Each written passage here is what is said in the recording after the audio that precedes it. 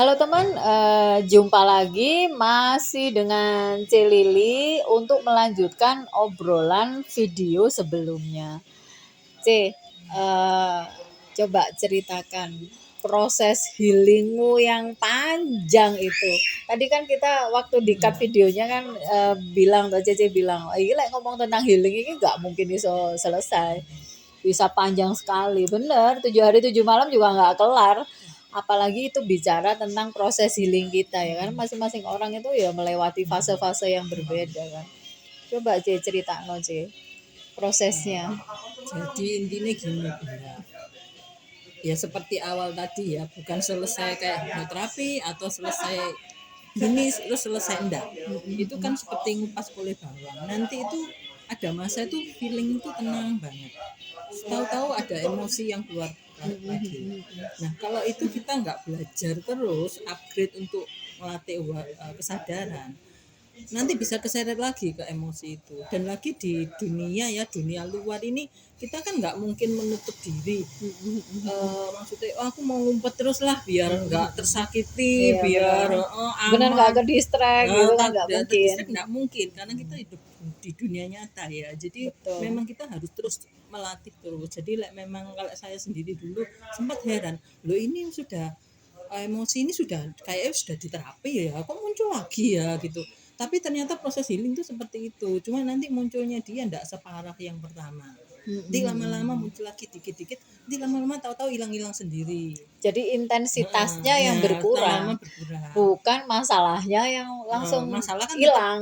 masalah Tetap ada, tapi intensitas rasa emosinya itu, kita, intensitas emosi yang ditimbulkan itu akan lama-lama terkikis ya, akan terkikis. Jadi di suatu saat kalau mungkin ada masalah yang mirip gitu, kita sudah lebih oh ya udahlah gitu, kayak gitu. lebih gampang let Lebih go-nya. gampang let go-nya, nggak sampai marah gitu kayak Tapi tidak berarti nggak ada luka ya. Luka itu pasti ada. Cuman mungkin lebih bisa on off ya. Iya. Lebih bisa on off. Normalnya manusia itu memang begini, nggak mungkin kita tidak merasakan emosi, kecuali itu sudah di tataran Brahmana mungkin ya, emosinya bisa lebih stabil. Tapi ya kalau kita begini ya masih on off. Jadi pemanti emosi itu selalu ada, tapi mungkin cara merespon kita yang Ya, berbeda betul. ya. Setelah kita self healing ya, melepas ya emosi. Ini inti katanya melepas ya. Ada orang yang biarpun sudah diterapi, sudah ya pokoknya belajar macam-macam, tapi tidak mau melepas. Ya itu biarpun bayar berapapun ya nggak mungkin bisa berubah. Benar. Intinya melepas. Belum bisa let go. Ya, belum bisa let go. Bahasa Masih kerennya melekatnya begitu, gitu. belum bisa let go. Tapi iya sih,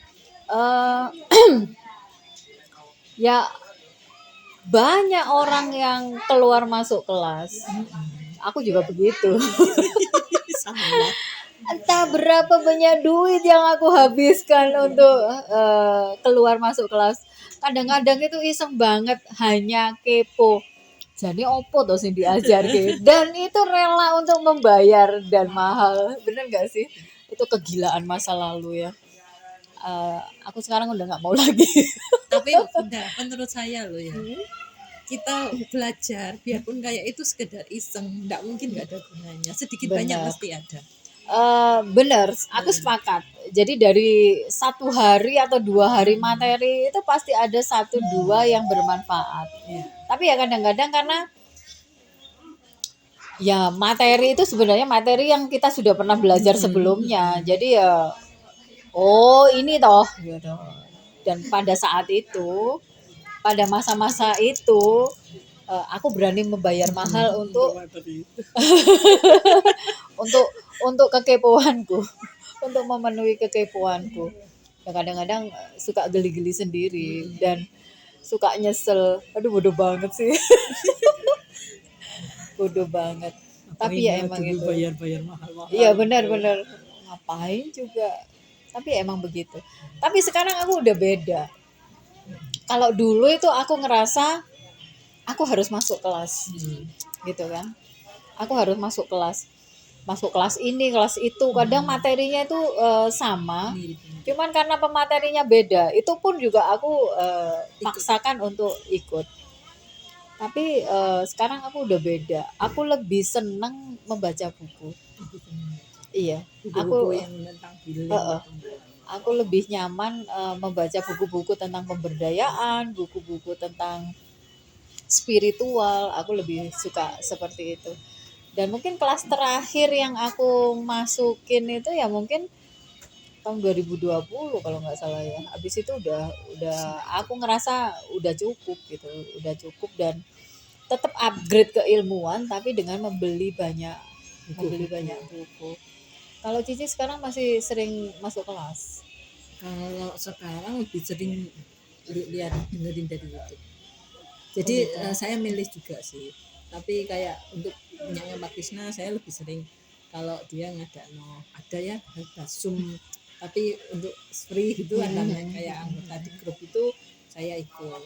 Terus kayak memang saya klik dengan membicara, mungkin kadang saya cari YouTube-nya. Lebih banyak sih sekarang mendengarkan dhamma.